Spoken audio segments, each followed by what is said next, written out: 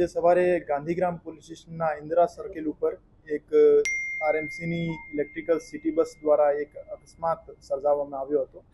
આ અકસ્માતમાં કુલ 4 લોકોના મૃત્યુ નિપજેલ હતા અને 4 લોકોને ઇજાઓ પહોંચી હતી।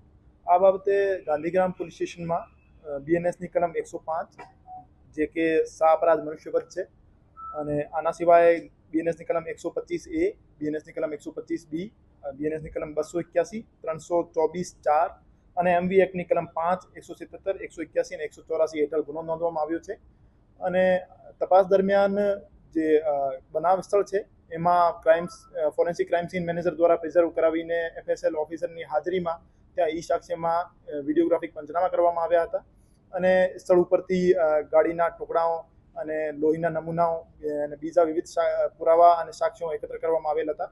આના સિવાય બસનો આરટીઓ પરીક્ષણ કરાવવામાં આવેલ હતું અને ડ્રાઈવર જે છે ડ્રાઈવરને પબ્લિકે થોડું માર્યો હતો તો એના કારણે હોસ્પિટલમાં છે ડ્રાઈવર અત્યારે તો સારવાર હેઠળ છે અને પોલીસ જાપ્તો એના ઉપર મૂકવામાં આવ્યો છે અને હોસ્પિટલથી ડિસ્ચાર્જ થયા પછી એમની અટક કરવામાં આવશે અને હજુ સુધી જે તપાસ છે આમાં એટલું પ્રગતિ છે।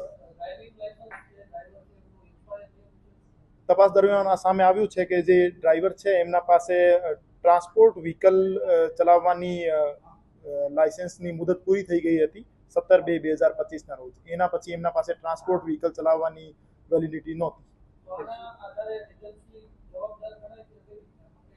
આ તપાસનો મુદ્દો છે, તપાસનો વિષય છે કે એજન્સીમાં અને આરએમસીના વચ્ચે શું કોન્ટ્રાક્ટ થયો હતો અને એજન્સી અને ડ્રાઈવરના વચ્ચે શું કોન્ટ્રાક્ટ હતો અને કોન્ટ્રાક્ટના આધારે કોની જવાબદારી કેટલી નક્કી કરી શકાય આ તપાસમાં આપણે જણાવવામાં આવશે।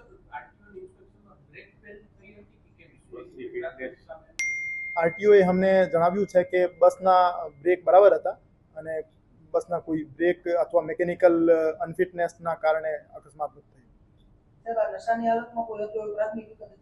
અમે ડ્રાઈવરના બ્લડ સેમ્પલ લઈ લેવામાં આવ્યા છે જેના એલ્કોહોલની હાજરી અથવા કોઈ બીજા અન્ય નશાકારક પદાર્થની હાજરી છે કે કેમ એના માટે તપાસ માટે સેમ્પલ મોકલી દીધા છે અને બ્રેથ એનાલાઇઝરથી ચેક કરતા ડ્રાઈવર એલ્કોહોલની હાજરી એમાં જણાઈ આવેલ નથી। જો તમે અમને યુટ્યુબ પર જોઈ રહ્યા હોય તો સબસ્ક્રાઇબ કરો અને બેલ આઇકોન જરૂરથી દબાવો જેથી દરેક વિડીયોની નોટિફિકેશન તમને મળતી રહેશે।